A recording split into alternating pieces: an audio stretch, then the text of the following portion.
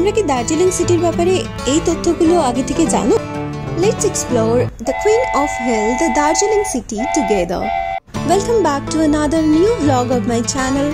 I hope you all are doing great. Comment করে আমাকে জানিও কিন্তু কেমন আছো তোমরা। আজকে দার্জিলিং এ আমাদের দ্বিতীয় দিন।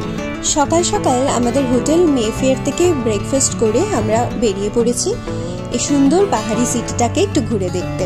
তোমরা কি জানো দার্জিলিং এর অলিতে গলিতে 2 ফুট গজের লাইনে যে রেলওয়ে আজও এত টুরিস্টের মধ্যে রোমাঞ্চ তৈরি করে, তা আজ থেকে প্রায় 150 বছর আগে 1881 সালে ব্রিটিশদের দ্বারা চালু হয়েছিল। গল্প করতে করতে পৌঁছে গেছি জাপানিজ টেম্পল পিস প্যাগোডাতে। এটি একটি বৌদ্ধ স্তূপা, আর এটি হলো আজকে আমাদের আইটিনারির প্রথম স্পট। এটি হলো প্রেয়ার রুম বা প্রার্থনা কক্ষ।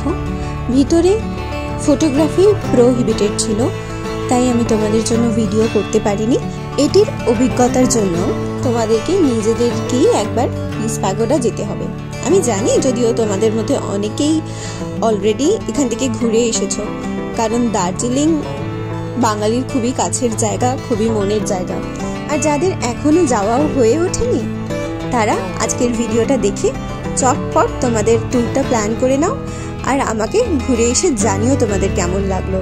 আর তোমরা যারা গেছো তারাও কিন্তু তোমরা কোথায় কোথায় গেছিলে, তোমাদের কেমন লেগেছিল সেগুলো জানাতে ভুলো না। আমার কিন্তু জানতে খুব ভালো লাগবে। বৌদ্ধ স্তূপা থেকে দেখা যাচ্ছে স্লিপিং বুদ্ধা। কাঞ্চনজঙ্ঘা সংলগ্ন হিমালয়ের এই যে পার্টটা, এটিকে মনে মনে কল্পনা করলে স্লিপিং বুদ্ধার স্ট্রাকচার পাওয়া যায়। তাই হিমালয়ের এই পার্টটির নিকনেম বা ডাকনাম হলো sleeping Buddha. Darjeeling city tour প্রসঙ্গে একটি অত্যন্ত গুরুত্বপূর্ণ তথ্য তোমাদেরকে জানিয়ে রাখি। তোমরা যারা দার্জিলিং থেকে কার রেন্ট করে সিটি ট্যুর করতে চাও, তারা কিন্তু আগের দিন সন্ধেবেলা কার বুকিং এর যে অফিস আছে সেখান থেকে গিয়ে কারটা বুক করে নিও।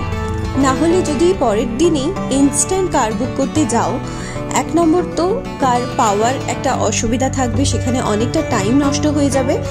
আর শুধু শুধু তোমাদের থেকে অনেক টাকাও চাইবে, যেটা আসল ভাড়ার থেকে অনেকটাই বেশি হবে। আমাদের গাড়িটি আমরা দার্জিলিং ওয়াচ টাওয়ারের কাছে একটি অফিস থেকে বুক করেছিলাম। দেখো আবার গল্প করতে করতে পৌঁছে গেছি আমাদের সেকেন্ড ডেস্টিনেশন বাতাসিয়া লুপে। দার্জিলিং হিমালয়ান রেলওয়ে এই যে টয় ট্রেন, সেটি 5টি লুপ ঘুরে এই এতটা উচ্চতায় উঠে আসে, আর বাতাসিয়া লুপ হলো তার মধ্যে একটি অন্যতম। তোমরা যারা এনজিপি থেকে টয় ট্রেনে করে দার্জিলিং আসবে বা এমনি দার্জিলিং টয় ট্রেন জার্নি নেবে, বাতাসিয়া লুপে একটি 15 মিনিটের হল্ট পাবে। তো সেখানে তোমরা দাঁড়িয়ে ফটো তুলতে পারবে, একটু ঘুরে দেখতে পারবে। আমরা যেহেতু কার ট্যুর করেছিলাম, তো এটা আমাদের সেকেন্ড ডেস্টিনেশন ছিল। আর এখান থেকে কি সুন্দর কাঞ্চনজঙ্ঘার ভিউ আমরা পেয়েছি। আমরা খুব লাকি ছিলাম। অ্যাকচুয়ালি দার্জিলিং এর ওয়েদার বিভিন্ন সময় বিভিন্ন রকম থাকে, কখনো বৃষ্টি, কখনো কুয়াশা, কখনো রোদ। তো আমরা যে কদিনই ছিলাম ওখানে, আমরা প্রত্যেক দিনই সুন্দর কাঞ্চনজঙ্ঘা দেখতে পেয়েছি সব জায়গাতে।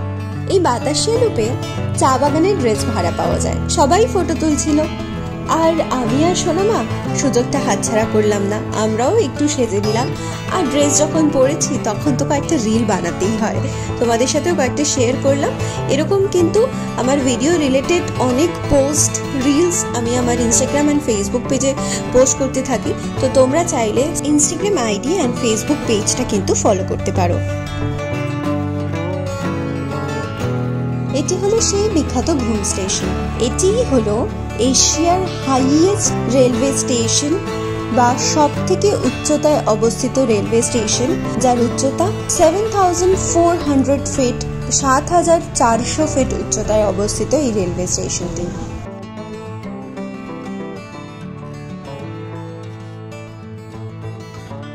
এই যে বেশ কঠিন বড় নামটা দেখছো, এটি কিন্তু আর কিছু নয়, আমাদের খুব পরিচিত ঘুম মনাস্ট্রি। হ্যাঁ, এখন আমরা আমাদের 3 পয়েন্ট ট্যুরের ফাইনাল ডেস্টিনেশন, দ্যাট ইজ ঘুম মনাস্ট্রি, সেখানে পৌঁছে গেছি। বাইরেটা এত সুন্দর, এত পিসফুল, ওয়েদারটা ফগি হয়ে গিয়েছে। আই জাস্ট কান্ট এক্সপ্লেন কি শান্তি ফিল হচ্ছে।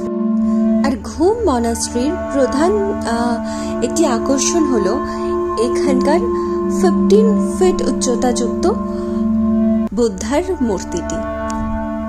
চলো ভিতরে গিয়ে দেখা যাক।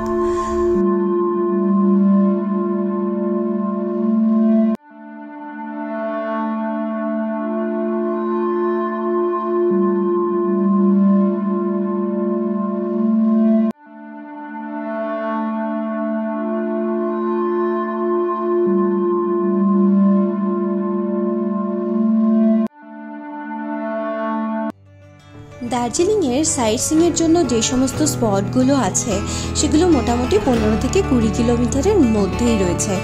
আমরা যে 3টে স্পট সিলেক্ট করেছিলাম সেগুলো করতে আমাদের হোটেল মেফেয়ার থেকে 11টা সাড়ে 11টা নাগাদ ব্রেকফাস্ট করে বেরিয়েছিলাম।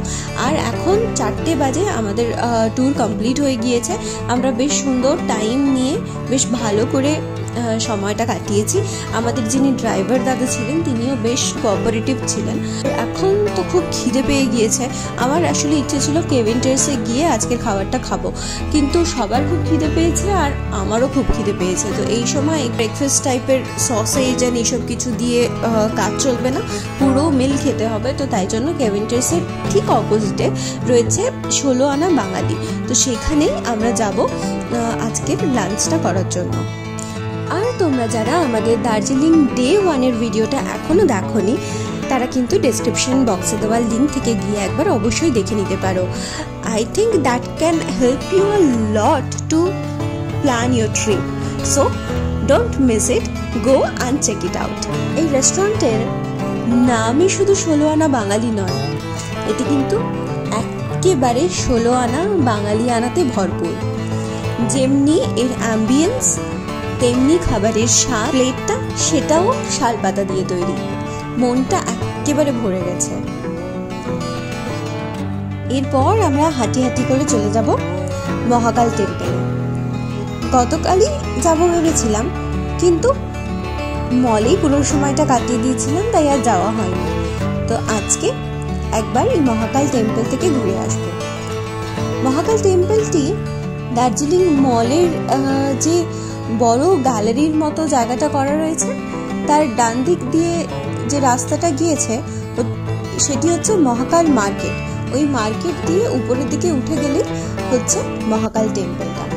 তবে বয়স্ক কেউ সঙ্গে যদি থাকে বা পায়ের কারো সমস্যা থাকলে তারা অতটা উপরে রিস্ক নিয়ে না যাওয়াটাই ভালো, কারণ রাস্তাটা কিন্তু বেশ খারাপ। তো আমাদের সাথে বাবাই ছিল, বাবাই তো প্রথমেই ওয়েট করছিল কারণ বাবার পায়ে ব্যথা, যেতে পারেনি। সোনামা কিছুটা রাস্তা যাওয়ার পরে আর ভাবলো কি যেতে পারবে না, তাই জন্য সোনামাও নিচে নেমে এসেছিল। তো আর আমি, অভিক আর ভাইয়া আমরা 3জন মিলে উপর থেকে ঘুরে এসেছিলাম। আমাদের সাথে মন্দিরেরও কিছু মুহূর্ত শেয়ার করলাম।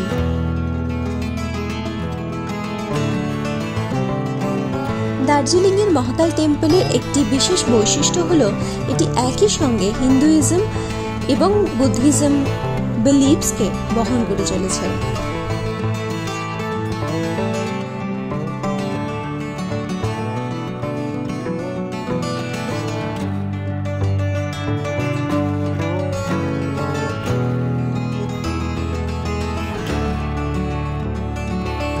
আজকের মতো মোটামুটি সব যে যে জায়গায় যাওয়ার প্ল্যান ছিল সব হয়ে গিয়েছে, কিন্তু দার্জিলিংয়ে এসছি আর কেভিন টেরেসের অন্তত হট চকলেটটা খাবো না, সেটা কি আর হয়? তাই ফেরার পথে কেভিন টেরেস থেকে হট চকলেটটা খেয়ে তারপরে ফিরবো হোটেলে।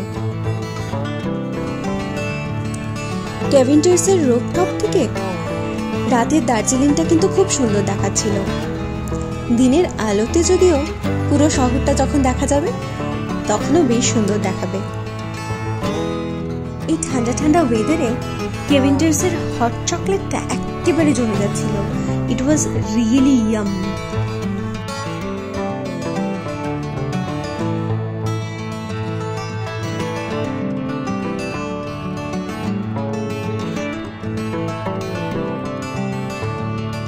পুরো দিনের জার্নির পরে বাবাই সোনামা বেশ একটু টায়ার্ড হয়ে গিয়েছে, তো তাই ওনাদেরকে হোটেল রুমে দিয়ে আসবো, সঙ্গে আমরাও একটু ফ্রেশ হয়ে আবার বেরোবো। কিছু শপিং করার রয়েছে, স্পেসিফিক্যালি কিছু চা শপিং করার রয়েছে।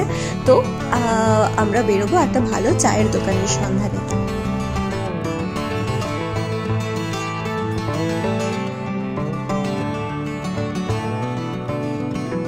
স্টোরটিতে আমরা এখন যাব। এটির নাম ময়ূক টি। এটি দার্জিলিং মলের একদম উপরেই অবস্থিত।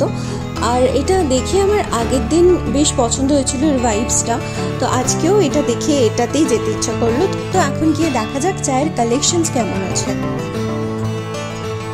এই যে ময়ূক টি স্টোরটি, এদের অ্যাম্বিয়েন্স থেকে শুরু করে প্রোডাক্ট প্যাকেজিং, প্রোডাক্ট প্রেজেন্টেশন, প্রোডাক্টের লাইক চায়ের স্মেল, ওদের প্রত্যেকটা স্টাফের ব্যবহার সব কিছু এতটাই ভালো যে I am highly recommending you this place.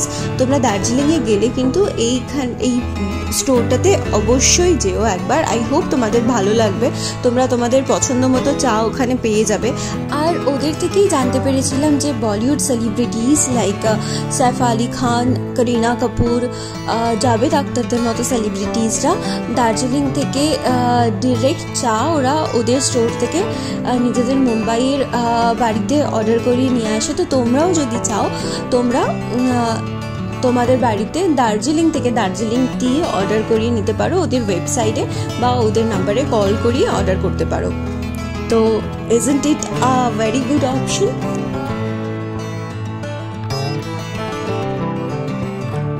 আজকের ভিডিওটা তাহলে এখানেই শেষ করছি। দার্জিলিং সিরিজে 3rd এপিসোড নিয়ে দেখা হচ্ছে খুব তাড়াতাড়ি।